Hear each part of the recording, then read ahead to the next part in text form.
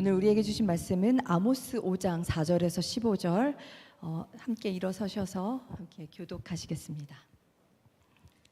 아모스, 좀 낯선 성경이죠. 아모스 5장 4절부터 15절 말씀입니다. 여호와께서 이스라엘 족속에게 이와 같이 말씀하시기를 너희는 나를 찾으라 그리하면 살리라.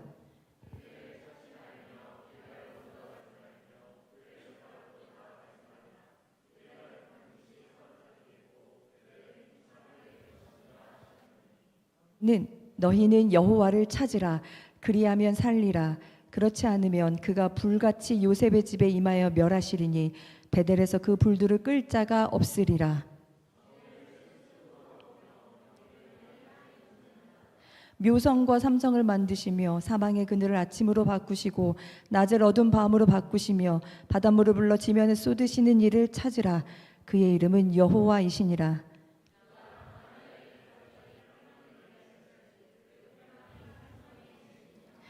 무리가 성문에서 책망하는 자를 미워하며 정직히 말하는 자를 싫어하는도다.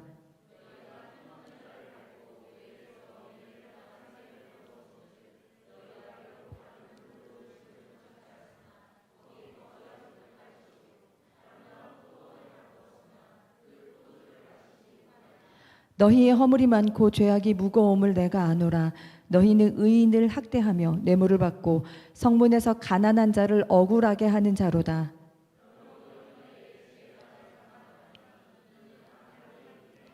너희는 살려면 선을 구하고 악을 구하지 말지어다. 만군의 하나님 여호와께서 너희의 말과 같이 너희와 함께 하시리라. 너희는 악을 미워하고 선을 사랑하며 성문에서 정의를 세울지어다. 만군의 하나님 여호와께서 혹시 요셉의 남은 자를 불쌍히 여기시리라. 이는 살아계신 하나님의 말씀입니다. 아멘. 자리에 앉으시면 됩니다.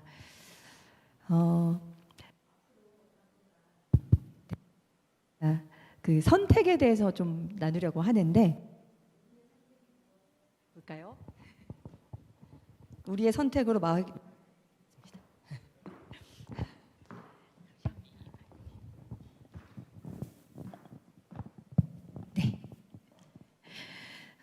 앞으로 우리의 선택이 이제 무엇을 바꿀 수 있을까? 이런 이야기를 하려고 하는데요. 오늘은 첫 번째 시간으로 인간이 하나님께 돌아가기 위해 무슨 선택을 해야 하나? 돌아가고 싶다. 내가 하나님께 이제 돌아가야지. 이런 게 아니에요. 이게 다 방법이 있다는 거예요. 그래서 그 말씀을 오늘 아모스 말씀을 통해서 저희가 전해드리려고 합니다. 자, 우리는 끊임없이 선택을 하는 존재입니다. 그건 하나님이 주신 선물이기도 하고 동시에 숙제이기도 합니다. 그래서 우리 청년들이 가끔 이런 질문 하잖아요. 우리에게 왜 이런 선택이라는 걸 주셔서 우리를 이렇게 힘들게 하시나, 이런 이야기 하는데, 사실 이런 질문이죠. 하나님은 왜 우리를 숨을 쉬게 하셨나, 이런 질문이잖아요. 우리가 답을 할 수 없는 질문. 그래서 우리는 받아들여야 할 것과 선택할 수 있는 것을 빨리 구별하고 우리가 선택할 수 있는 것에 집중하는 것, 이게 여러 면에서 현명하고 삶을 사는 데 유익하고 유리합니다. 우리는 선택하는 존재로 만들어졌다. 그리고 또 하나, 선택에는 반드시 대가를 지불한다. 책임을 지도록 만들어졌다. 제가 되게 당연한 이야기를 하는 겁니다. 우리 인생을 길에 많이 비유를 하는데, 내가 이 길에 들어서면 당연히 이 길 가는 거고, 이 길에 들어서면 당연히 저 길을 가는 거잖아요. 숨을 안 쉬면 죽는다. 밥을 굶으면 안 된다. 이런 얘기예요. 자, 그런데 우리가 가끔 이렇게 생각을 해요. 숨을 안 쉬지만 기도하면 살 수 있다. 밥을 먹으면 살이 찌지만 큐티를 하면 살이 찌지 않을 수 있다. 이런 기적과 같은. 우리가 종종 그런 오해를 해요. 그러니까 회개하면, 하나님을 잘 믿으면 내가 들어간 가시밭길이 꽃길로 바뀔 수 있다. 이런 환상을 갖는 거예요. 그리고 내가 받을 불이익, 내가 실수해놓고 내가 거기에서 대가로 얻을 불이익을 하나님이 다 없애주신다. 그건 바람이지 믿음이 아닙니다. 믿음은 반드시 하나님에 대한 바른 지식에서 출발을 합니다. 그래서 하나님이 하실 일을 믿고 기대하는 게 믿음이지, 나의 바람을 간절히 바라는 게 믿음이다라고 볼 수 없습니다. 그런데 우리가 가끔 이제 그런 간증을 많이 해주시잖아요. 그렇게 내가 막 바라고 열심히 기도하고 막 뭐 몇 시간 기도를 채웠더니 하나님이 이런 건물도 주시고, 사실 저희 그런 간증 최근에도 들었어요. 그런데 이제 저는 간증은 거짓말이라고 생각하지 않고 SNS와 같다고 생각해요. 왜? SNS는 좋은 결과만 보여주잖아요. 그러니까 미화된 거나 아니면 좋은 결과 뭐 이런 것만 딱 보여주는 거다. 그래서 저희가 그 말만 듣고 내가 선택했다가 에이 아니면 뭐 그때 가서 바꾸지 뭐, 아니면 하나님이 내가 회개하면 다 뭐 잘 되게 해주시겠지, 이런 생각 굉장히 위험합니다. 왜냐하면 여러분 이제 성경 공부 같이 하셨지만 뭐 아담, 아브라함, 야곱, 여러분 다 아시는 이야기죠. 그들이 선택한 것 그들이 다 받았습니다. 그렇죠? 자, 그러면 우리는 왜 하나님께 돌아가는 선택을 해야 하냐? 이제 이게 중요한 거죠. 어차피 내가 다 받을 건데. 이거는 우리가 회개하고 하나님께 돌아갈 때 하나님은 우리를 어떻게 해주시냐? 우리의 죄 때문에 시작된 불행 속에서도 우리가 파괴되지 못하도록 하나님이 막아주시고 우리를 지켜주시고, 오히려 그 잘못된 길을 선으로 바꾸어 주셔서 나를 성장시키고 하나님께 더 가까이 갈 수 있도록, 그리고 마침내 무슨 복을 주셨냐? 마침내 복을 주려 하심이라. 하나님이 주시는 복을 누리는 삶으로 바꾸어 주실 수 있는 분이 하나님이시기 때문입니다. 그래서 여러분, 나의 과거를 바꿀 수 있는 건 하나님이지 우리 자신이 아니라는 거예요. 성경에 많은 인물들이 보여주는 아주 신앙의 아주 중요한 유익입니다. 그러면 우리가 잘못된 선택을 해서 멸망의 길을 걷고 있을 때 우리는 어떻게 하나님께 돌아올 수 있는가? 오늘 이 이야기를 하려고 하는데, 그래서 이 아모스, 조금 낯선 성경이에요. 그래서 이 아모스의 배경을 좀 설명을 드리고, 그리고 아모스에서 이 얘기를 해요. 너네가 하나님께 잘하려고 하는 잘못된 행위들, 이걸 또 이야기를 하거든요. 이제 그걸 짚어드리고, 그리고 하나님께 돌아가는 방법, 그리고 실제 그런 선택을 했던 그 어떤 사례, 제가 이제 그것들을 보여드리려고 합니다. 먼저 아모스의 배경을 설명해 드릴게요. 아모스는 예언자예요. 예언자. 제가 많이 말씀을 드렸던 것 같은데 북이스라엘이 망할 때 활동했던 선지자입니다. 그런데 아모스가 선지자로 활동할 때 이스라엘이 어땠냐면요, 굉장히 부강했고요, 영토가 막 확장되었던 때예요. 그러니까 나라가 망할 거라는 건 상상할 수 없었을 거예요. 오히려 그냥 현상만 보면 하나님이 복 주시려나 봐 라고 착각할 수 있어요. 그런데 하나님이 보실 때 그들은 멸망 앞에 선 이들이었고, 아모스는 이스라엘 사회를 향한, 지도자들을 향한, 백성들을 향한 하나님의 경고를 전하면서 처방을 예언하는 그런 선지자였습니다. 제가 아모스는 예언서라고 했는데요, 모든 예언서의 주제가 공통적으로 다 정의와 공의예요. 정의와 공의를 행하지 않는 것, 우상 숭배하는 것, 여러분들이 잘 아시는 거죠. 자, 그런데 하나님이 이렇게 책망하시는 이유가 있어요. 하나님이 갑자기 너네 왜 그렇게 살아? 이렇게 하신 게 아니에요. 하나님이 맨 처음, 여러분 이스라엘의 그 선조가 누구죠? 그쵸, 아브라함이죠. 여러분, 아브라함을 부르셔서요, 내가 너의 후손으로 나라 만들 거야 라고 하실 때, 이게 제가 몇 번 소개했는데 중요한 말씀이라서 반복하겠습니다. 나라를 만드는 이유를 이렇게 설명하셨습니다. 창세기 18장 18절에서 19절. 저희 함께, 잘 보이시죠? 함께 읽겠습니다. 시작. 아브라함은 강대한 나라가 되고 천하 만민은 그로 말미암아 복을 받게 될 것이 아니냐. 내가 그로 그 자식과 권속에게 명하여 여호와의 도를 지켜 의와 공도를 행하게 하려고 그를 택하였나니, 이는 나 여호와가 아브라함에게 대하여 말한 일을 이루려 함이라. 아멘. 여기서 의와 공도는 다른 성경에서는 정의와 공의로 번역되는 단어라고 제가 말씀을 드렸었습니다. 네, 아브라함 하나님이 선택하셔서 나라를 만드신 이유, 복을 주시는 이유가 뭐냐? 그 후손들에게 여호와의 도를 지켜, 하나님의 법, 하나님의 율법, 하나님의 말씀을 지켜 정의와 공의를 행하게 하려고 내가 나라를 만들겠다. 네, 그런 하나님의 청사진을 보여주신 거죠. 그러니까 당연히 나라가 망할 때 너네 왜 정의와 공의를 행하지 않아? 이렇게 하시는 게 너무 연결이 되고 당연한 말씀입니다. 자, 이게 우상 숭배랑도 연결이 되어 있어요. 여러분, 우상은요, 출애굽한 이후에 이제 나라가 본격적으로 만들어지려고 할 때, 홍해를 건너고 나서 하나님이 율법 10계명을 주시죠. 혹시 10계명 1계명 아세요? 그렇죠? 나 외에 다른 신을 섬기지 말라. 네. 그리고 두 번째 계명이 어떤 형상도 만들지 말아라 라는 거였었어요. 자, 하나님이 이스라엘에게 시작하실 때 아주 중요하다 강조하시면서 하셨던 말씀. 자, 그런데 이스라엘 백성은 왜 우상을 섬겼을까? 네. 우상은요, 내 소원을 들어줄 나의 신을 찾는 거예요. 나의 신. 그러니까 하나님을 안 섬기는 게 아니라 하나님도 섬기고 내 소원도 들어줄 신을 섬기는 거예요. 그런데 왜 우상 숭배가 문제가 되냐면, 우상 숭배를 하면요, 우상을 숭배하는 방법에는 정의와 공의가 없어요. 그러니까 오로지 내가 불쌍한 척 하든지 뭘 갖다 바쳐가지고 읍소하면서 내가 원하는 걸 들어주는 그런 목적이잖아요. 그러니까 우상을 숭배하는 사회에는 정의와 공의가 나타나지 않아요. 내 욕심만 나타나요. 그런데 하나님을 섬기는 방법은 좀 어려워요. 하나님을 섬기는 방법은 하나님의 말씀을 따라서 정의를 행해야 되고 공의를 행해야 되고 이웃도 사랑해야 되고 내가 참아야 되고, 보통 어려운 게 아니에요. 그냥 내가 뭐 부적을 사고 뭐 아니면 이런 되게 일회성이잖아요. 그렇죠? 내가 그냥 뭔가를 그냥 하면 되잖아요. 그런데 이거는 끊임없이 노력하고 나를 바꾸고 하나님을 섬기는 게 좀 힘들어요. 그러니까 이스라엘 백성들이 하나님도 버릴 수 없고 우상도 섬기고 내가 좋은 것들을 선택했던 겁니다. 그래서 여러분, 하나님을 바르게 섬기면요, 그 사람의 삶에, 여러분 잘 생각해 보세요. 내가 하나님을 바르게 섬기잖아요. 그러면 내 삶에, 그리고 우리가 사는 공동체에, 사회에 정의와 공의가 고민이 되고요, 그게 중심 논의 주제가 돼요.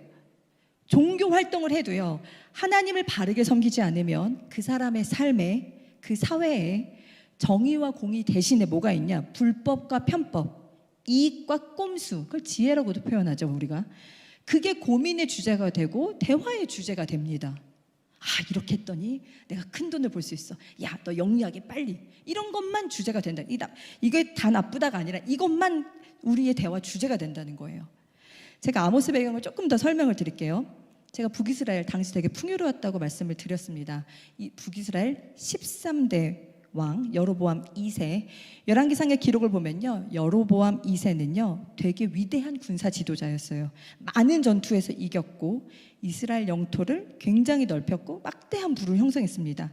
또 그때 당시 주변 강국들이 이스라엘에 신경 쓸 여력이 없었어요. 각자의 정치 상황, 뭐 내부의 문제 이런 것들로. 그러니까 정치도 안정되어 있고 굉장히 부유하고, 그리고 아모스 6장 보시면 국제 무역이 활발했고 포도주와 곡식을 팔아서 부유한 계층들이 계속 확장되고 있었고 8장에 나오는 겁니다. 그리고 사치스러운 호화와 별장들, 이런 것들이 계속 등장합니다.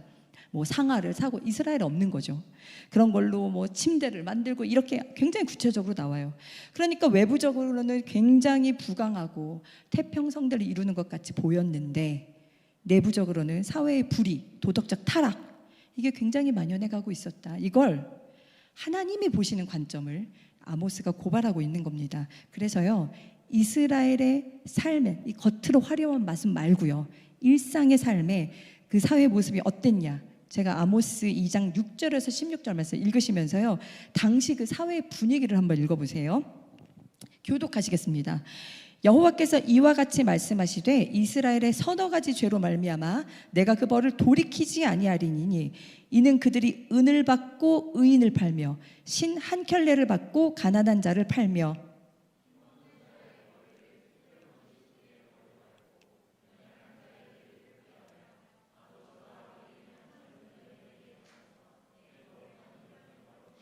모든 제단 옆에서 전당 자분을 위에 누우며 그들의 신전에서 벌금으로 얻은 포도주를 마심이니라.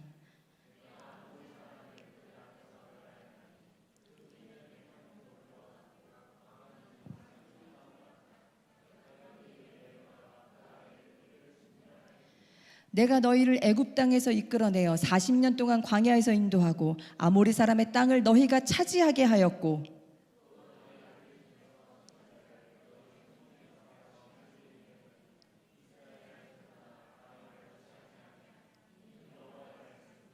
그러나 너희가 나실 사람으로 포도주를 마시게 하며 또 선지자에게 명령하여 예언하지 말라 하였느니라.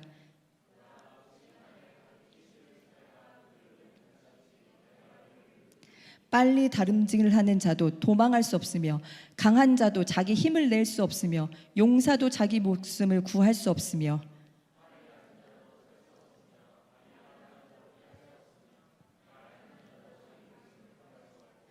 용사 가운데 그 마음이 굳센 자도 그날에는 벌거벗고 도망하리라. 여호와의 말씀이니라. 아멘. 6절 신 한 켤레라는 표현이 나오는데요. 이건 매우 적은 양, 적은 양의 빚진 돈, 자기에게 큰 영향을 미치지도 않는 거예요. 그 사소한 것으로 가난한 사람을 판다. 오로지 자기 이익, 절대로 손해보지 않겠다. 내 이익만 위해서 사는 사람들. 그러니까 이 사회에 가난한 사람들이 너무 살기 힘들었다는 거예요. 그걸 보여주는 겁니다. 힘없는 자, 약자, 즉 권력가들은요.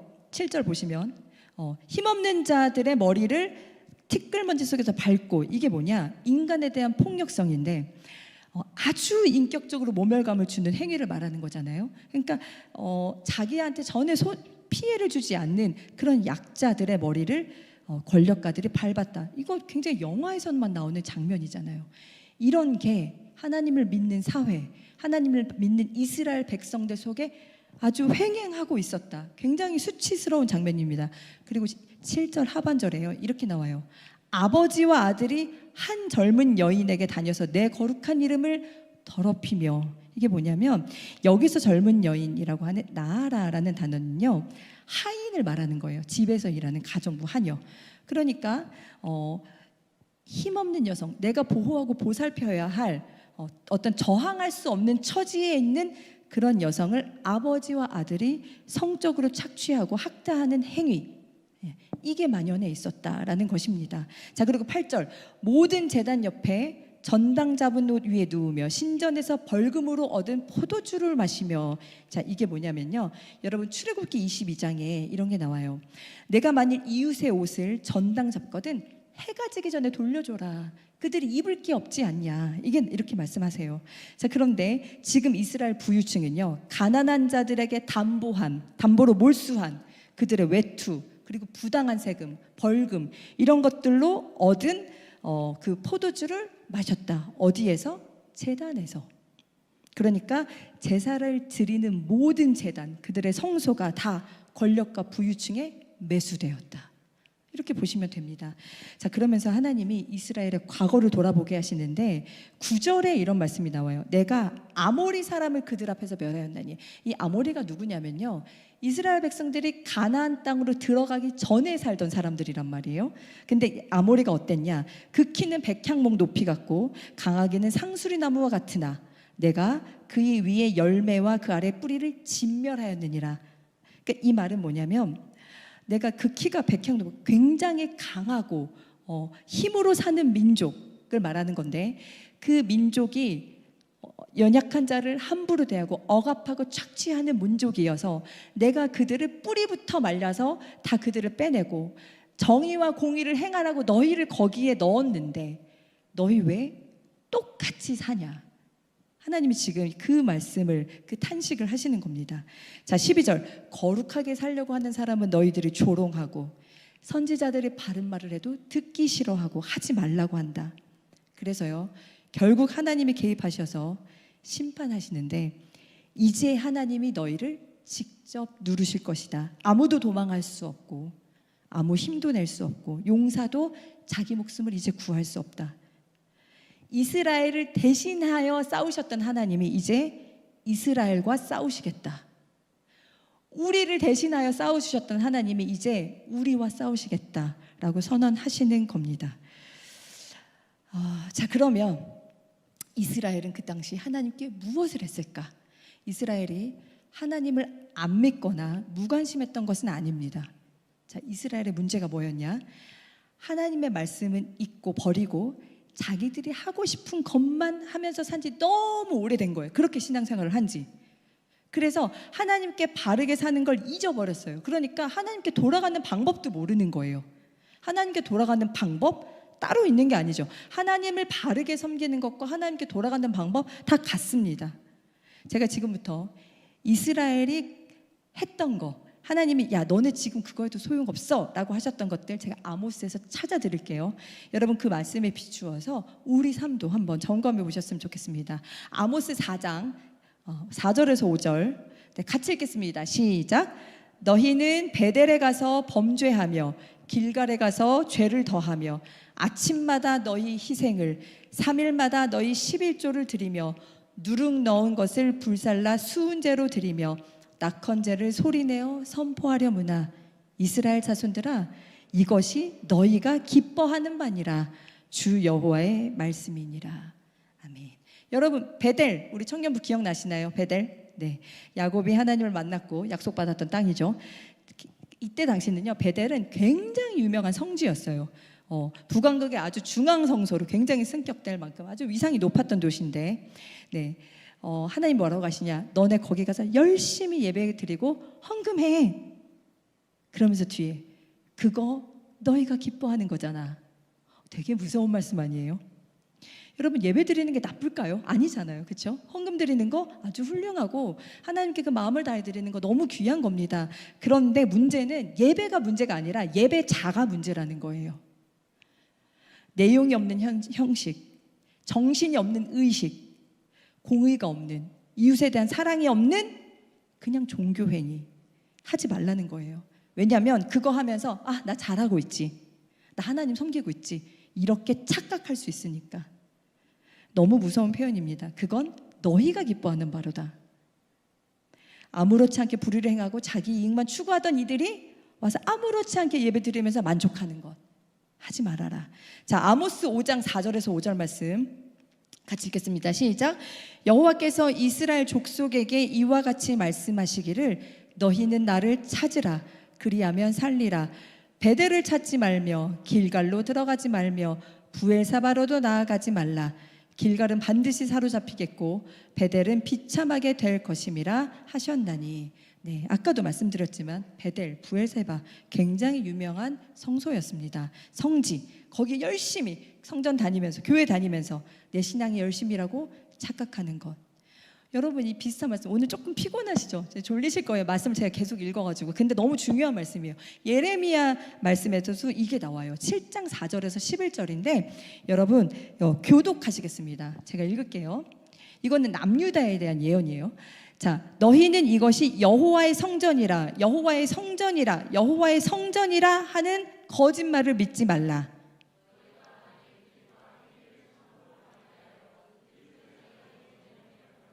이방인과 고아와 과부를 압제하지 아니하며 무죄한 자의 피를 이곳에서 흘리지 아니하며 다른 신들의 뒤를 따라 화를 자초하지 아니하면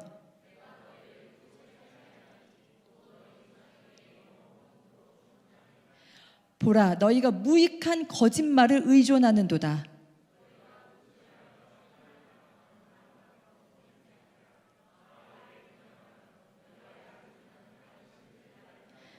내 이름으로 일컬음을 받는 이 집에 들어와서 내 앞에 서서 말하기를 우리가 구원을 얻었나이다 하느냐. 이는 이 모든 가증한 일을 행하려 함이로다. 내 이름으로 일컬음을 받은 이 집이 너희 눈에는 도둑의 소굴로 보이느냐. 보라 나 곧 내가 그것을 보았노라. 여호와의 말씀이니라. 아멘. 아멘하기 참 무섭죠. 자 보세요. 남유다 북이스라엘 모든 선지자들이 한결같이 하는 말. 하나님의 말씀 뜻을 행하는 것, 하나님의 뜻 고민하는 데 관심 없고 교회만 다니면서 하나님 앞에서 그때도 그랬다는 거예요. 우리는 구원받았어. 난 하나님 지켜주실 거야. 그 거짓말 믿지 말아라. 하나만 더 보겠습니다. 5장 21절에서 23절 네, 같이 읽겠습니다. 시작. 내가 너희 절기들을 미워하여 멸시하며 너희 성회들을 기뻐하지 아니하나니 너희가 내게 번제나 소제를 드릴지라도 내가 받지 아니할 것이요 너희의 살찐 희생의 화목제도 내가 돌아보지 아니하리라. 내 노랫소리를 내 앞에서 그칠지어다. 내 비파소리도 내가 듣지 아니하리라. 성대하게 절기를 지키는 것, 소위 말해 찬양 집회, 헌금 많이 하는 것, 나 안 받는다.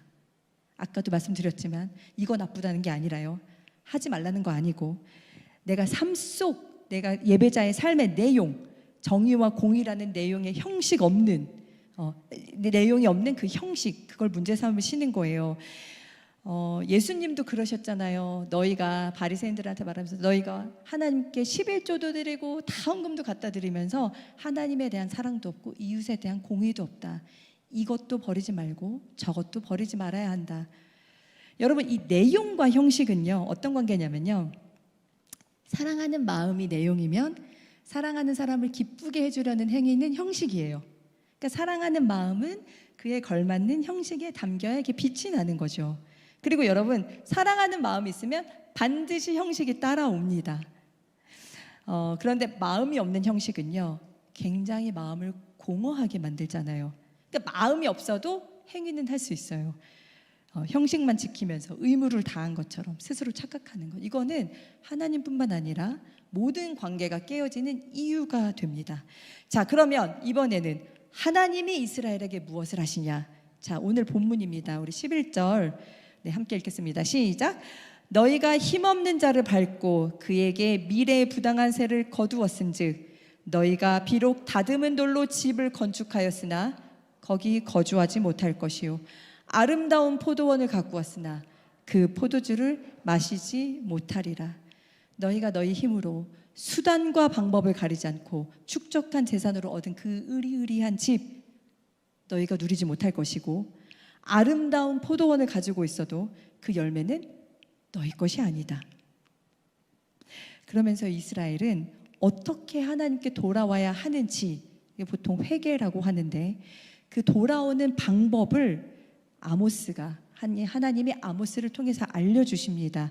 자, 5장 14절에서 15절 다시 마지막으로 함께 읽겠습니다. 시작.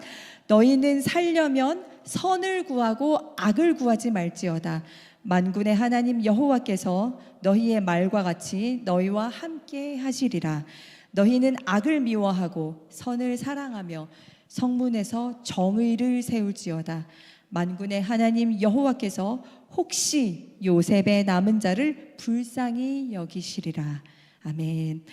하나님을 찾는 것, 하나님께 돌아가는 그 회개는요, 잘못했다고 기도하는 것을 넘어서 행위를 돌이켜야 하는데, 이건 아모스뿐만 아니라 성경 전체의 이야기예요. 우리 청년부 성경 공부할 때 우리 야곱 이야기 했잖아요.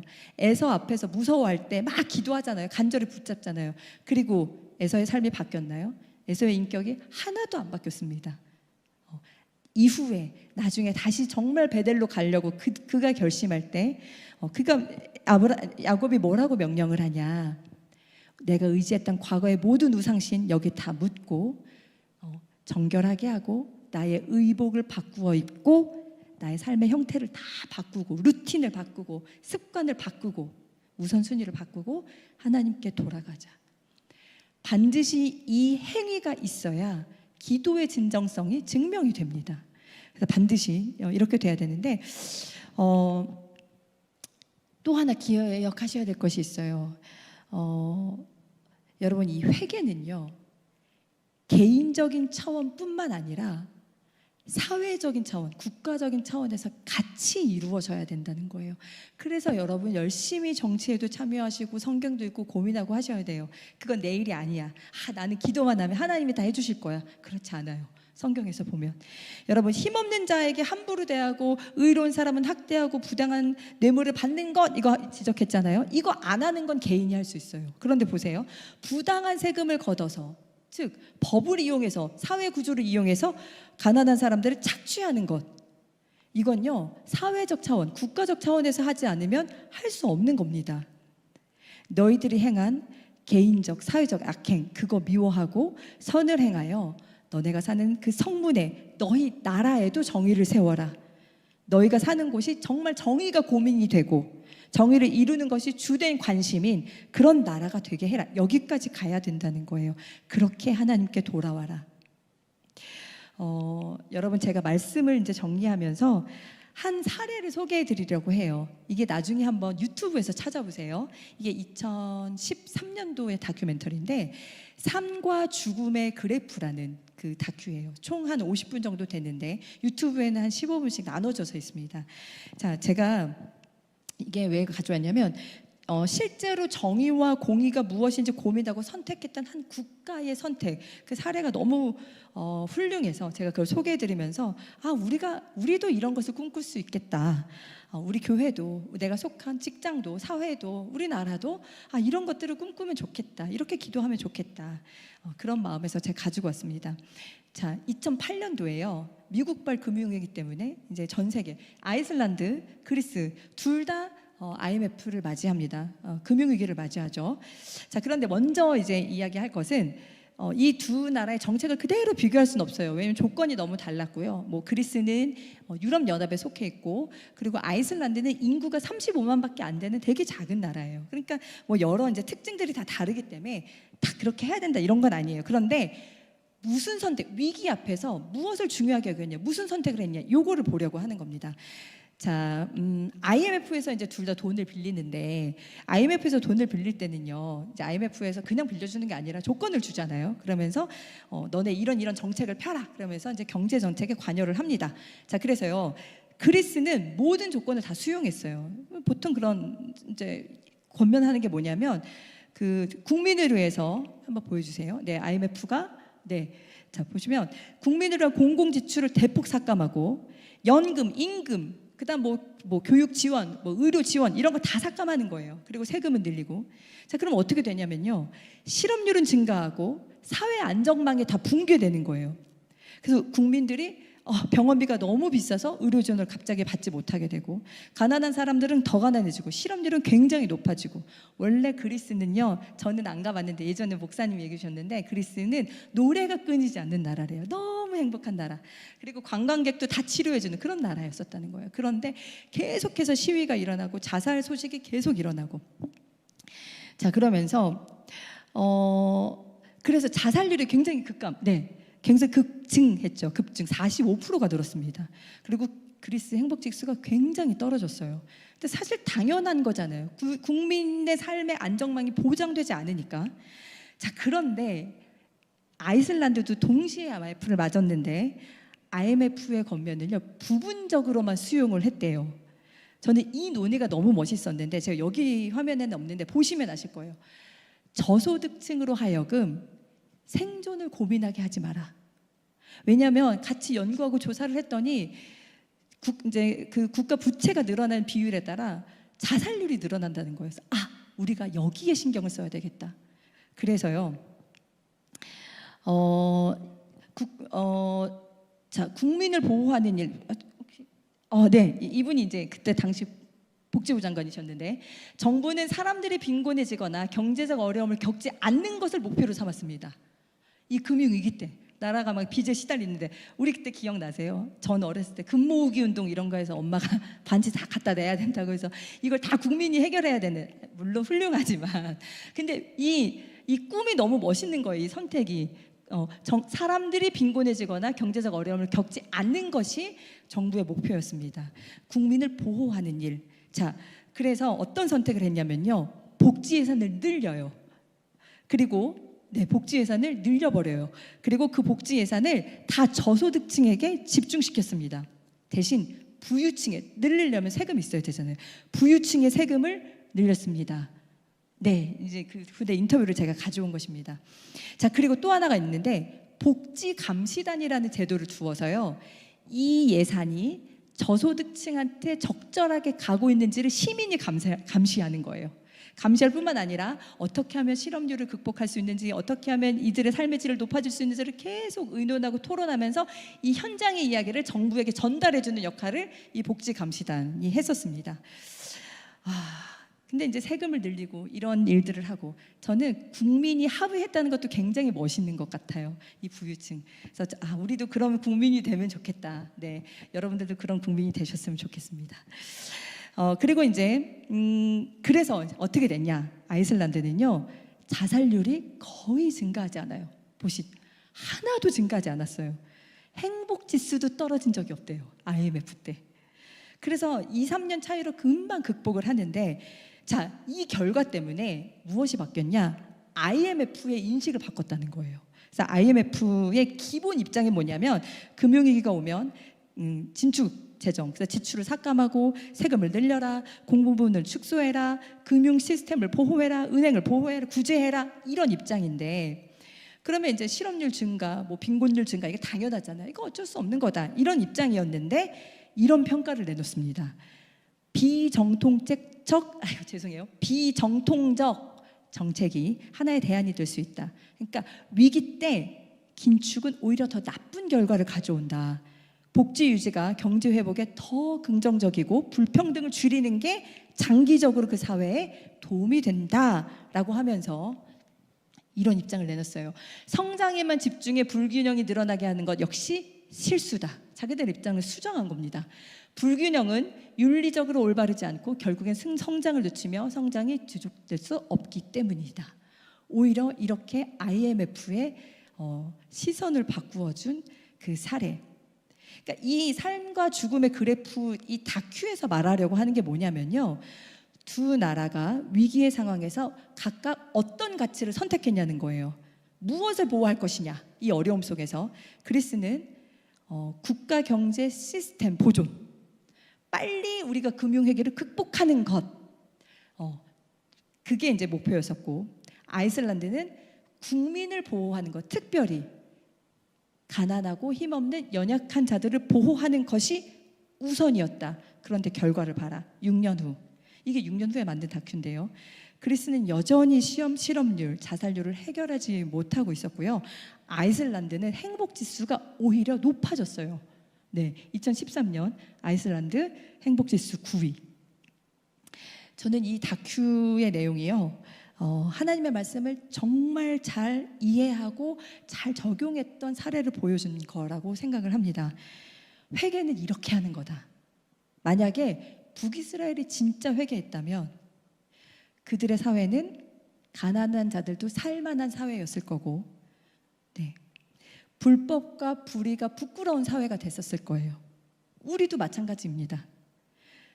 우리만 만족하고 막 들뜨는 그런 신앙 생활이 아니라 이제는 조금 더 성숙해져서 말씀을 듣고 읽고 고민하고 갈등하고 적용해 보면서 진짜 하나님이 우리에게 맡겨주신 삶, 너네 그거 한번 살아봐, 나 믿고 해봐 라고 하는 그 길을 갔으면 좋겠습니다. 그렇게 저와 여러분이 각자의 삶 속에서 또 우리가 속한 공동체에서 그런 하나님 나라 뜻이, 하나님 나라 꿈을 꾸고 하나님의 뜻이 이루어지기를 소망하고 기도하시길 축복합니다.